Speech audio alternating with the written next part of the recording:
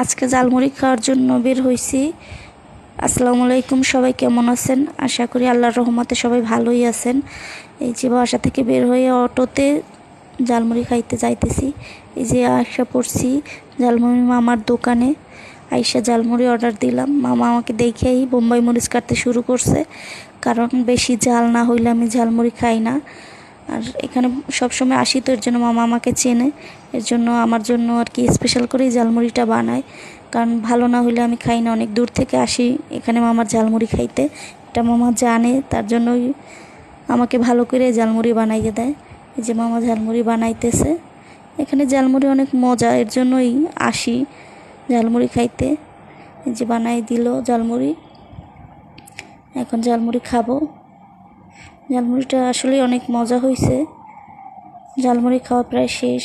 এখন টাকা দিয়ে একটু লেকের পাড়ে হাঁটাহাঁটি করার জন্য যাইতেছি, কারণ এখানে আসলে লেকের পাড়ে হাঁটলে মনটা ভালো হয়ে যায়, কারণ এখানে পরিবেশটা অনেক সুন্দর, ভালো লাগে, এর জন্যই আসা হয় এখানে।